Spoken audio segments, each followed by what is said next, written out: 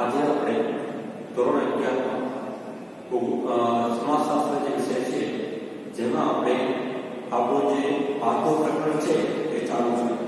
એમાં આપણે છેલ્લા ભાગમાં અભ્યાસ કરી રહ્યા હતા કે જેમાં આપણે સંસ્કૃતિ અને સામાજિકીકરણ એ આપણું પાઠો પ્રકરણ છે તેના વિશે આપણે અભ્યાસ કરી રહ્યા છીએ.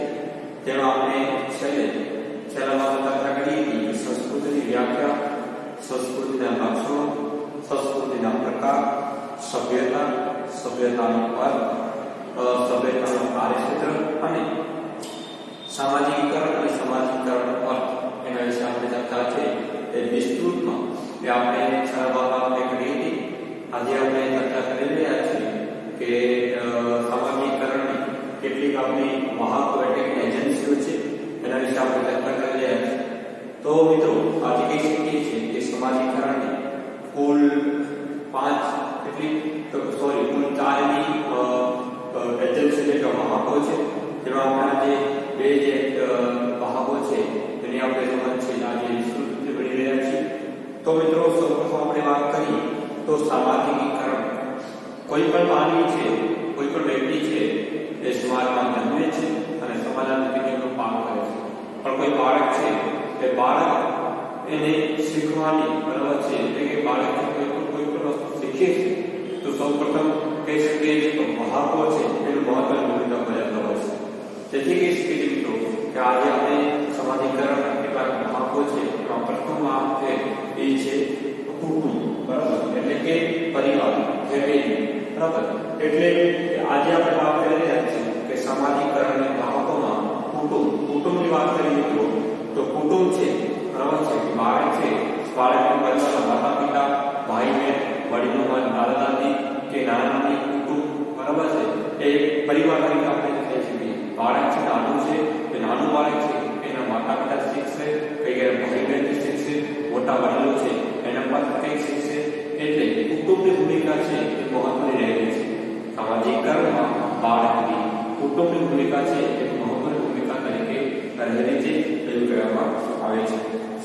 સૌપ્રથમ વાત કરીએ આપણે તો વ્યક્તિના જીવનમાં બાળપણથી એટલે કહી શકીએ છીએ કે વ્યક્તિ છે તેના જીવનમાં બાળપણથી કરી એટલે કે બાળપણથી અને તેના અંત સુધી અનેક એજન્સીઓનું સમાજીકરણ કરે છે.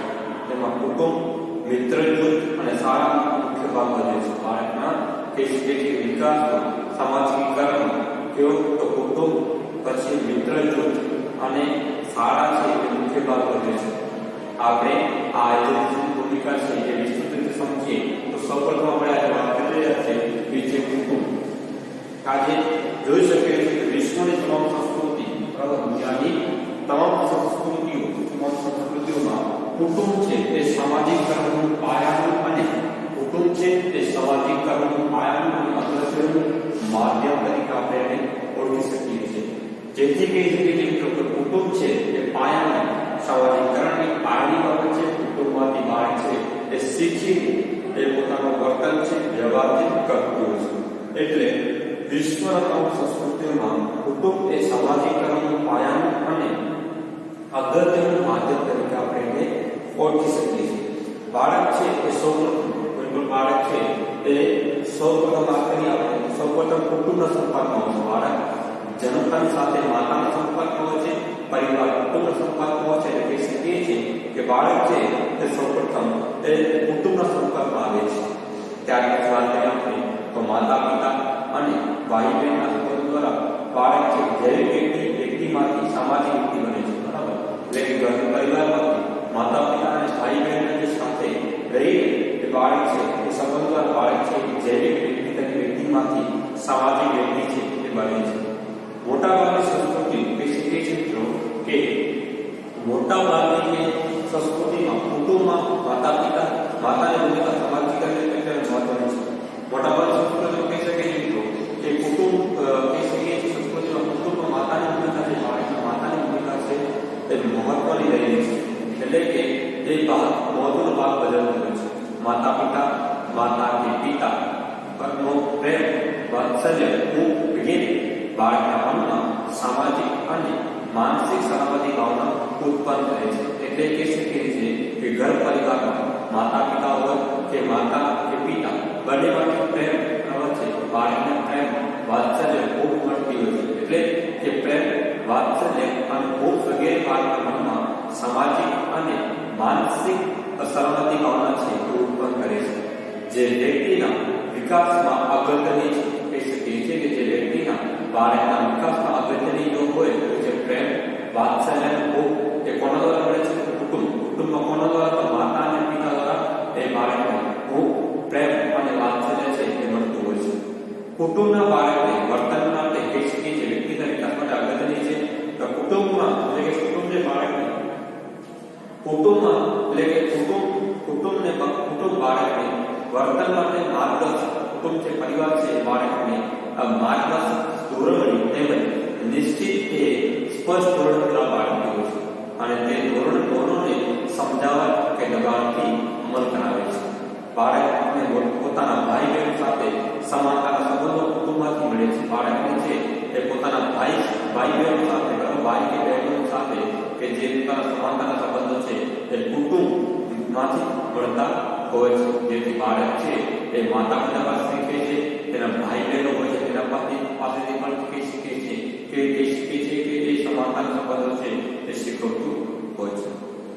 કુટુંબમાં બાળક છે ફેમિલીમાં એટલે કે પરિવારમાં કુટુંબમાં બાળકને સમાજના પાયાના મૂલ્યો કુટુંબમાં બાળકને સમાજના પાયાના મૂલ્યો ધોરણો અને વર્તન તે લેવાની વધુ શીખે છે. બાળક જે સમાજમાં મોટું થાય છે, સમાજમાં જ્યારે સમાજ આવે છે એટલે કે બાળકને જે પરિવાર છે કુટુંબ છે એ પાયાના મૂલ્યો છે ધોરણો હોય કે વર્તન એ લેવાની રીતો છે એ શીખે છે. કેવી રીતે આપણે મૂલ્યો સમાજના નિયમો મૂલ્ય કેવી રીતે પાલન કરવું, ધોરણો વર્તન કેવી રીતે કરવું એ બધું છે એ ફેમિલી એટલે કે કુટુંબ છે એ શીખવતું હોય છે.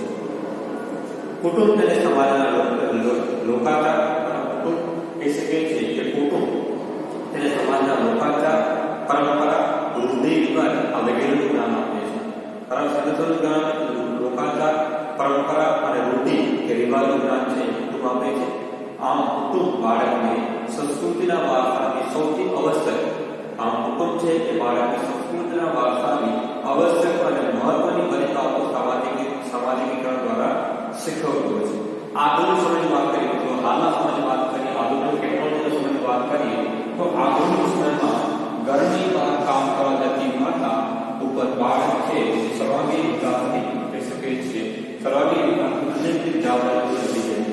આધુનિક કહી શકીએ છીએ તે માતા પિતા છે અને માતા છે તે ઘરની બહાર જે કામકાજ માટે કામ કરવા માટે જતી માતા ઉપર બાળકનો સર્વાંગી વિકાસનો છે કહી શકીએ છીએ અનેક જવાબદારીઓ છે એ વધી રહી છે. જેમાં કહી શકીએ કુટુંબની સંસ્કૃતિ અને આર્થિક સ્થિતિ પ્રક્રિયાને અસર કરે છે.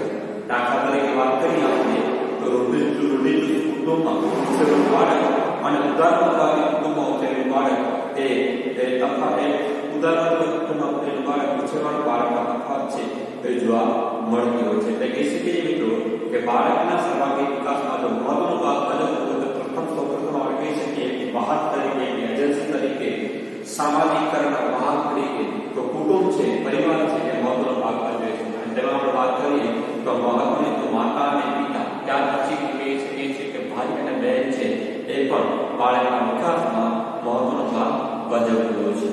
બીજો આપણે વાત કરીએ કે બીજી એજન્સી વાત કરીએ આપણે મિત્ર જૂથ ભાઈબંધ બહેનપણી એવા શબ્દો આપણે જો કહી શકીએ મિત્ર જૂથો છે આજે કહી શકીએ કે બાળક જો સૌપ્રથમ ઘર કુટુંબમાંથી જો બહાર નીકળે ફેમિલી ફળિયામાં ત્યાં રમતો હોય તો મિત્ર જૂથ શાળાના મિત્રો હોય પરિવારના મિત્રો હોય બાળક છે ત્યાં રમતું હોય છે એટલે મિત્ર જૂથ છે એ પણ મહત્વનો ભાગ ભજવતું છે બાળકના સામાજિકકરણના વાહકોમાં.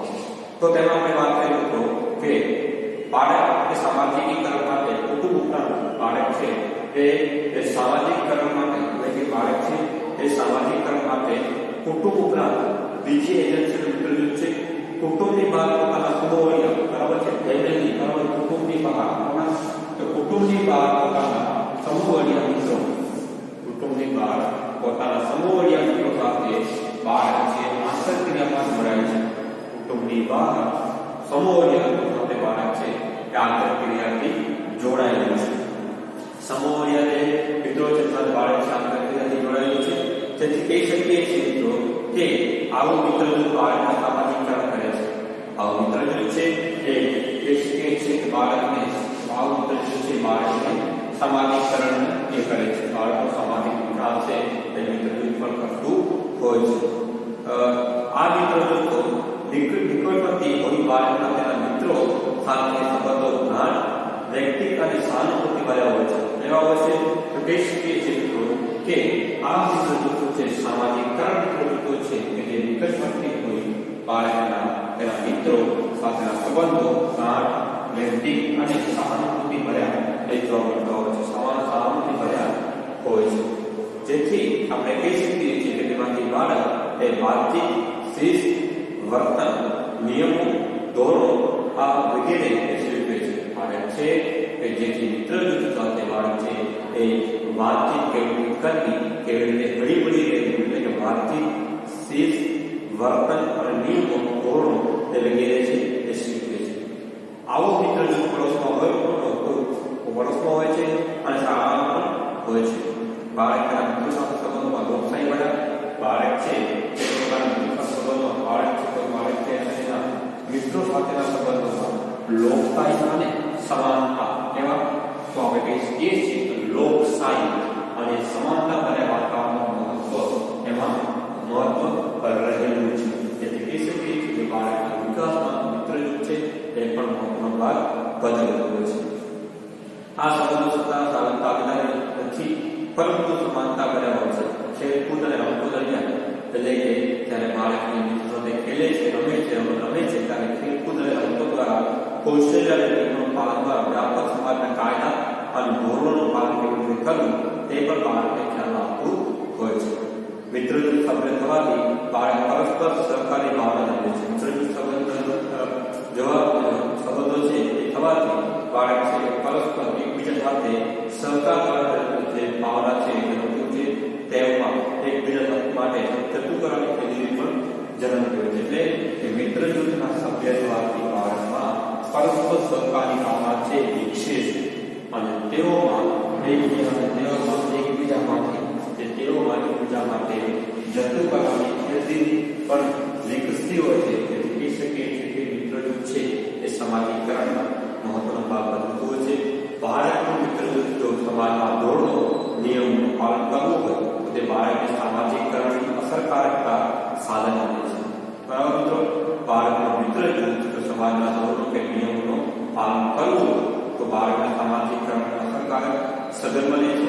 બાળકની બીજા ઘણી અસર થતી હોય છે. મિત્ર જૂથ સારી ટેવો, વિચાર, જાણકારી, આવડત કે સારું વર્તન વગેરે શીખવે છે. સોબત એવી અસર સામાજિકરણમાં સતત કરે છે. બરાબર, એટલે કે બાળક છે એ મિત્ર સાથે સારી ટેવો, બરાબર, બીજો કે વિચારો, જાણકારી, આવડત, સારું વર્તન આ વગેરે શીખવે છે. મિત્ર એવું લાગવું કે આપણે હંમેશા કહી શકીએ છીએ કે કોઈ પણ કાર્યમાં સહેલાઈથી આપણે ભાગ કરી શકીએ, આપણે આપણું જે સપનું હોય સાકાર કરી શકીએ એટલે આપણે બધું રાખવા જોઈએ. સોબત એવી અસર આપણે કહેવાય કરી શકીએ કે સામાજિકરણ સતત વ્યક્ત તરીકે આપણે ઓળખી શકીએ છીએ. તો મિત્રો, આજે આપણે વાત કરી કે સામાજિકરણના કેટલાક મહત્વમાં જેમાં આપણે કુટુંબ અને મિત્ર જૂથ ચર્ચા કરી. બાકીના જે બાબતો છે આપણે નેક્સ્ટ ક્લાસમાં ચર્ચા કરશું.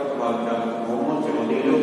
સામાજિકરણ મહત્વના ભાગ તરીકે કુટુંબ અને મિત્ર જૂથની ભૂમિકા સમજાવો એના વાત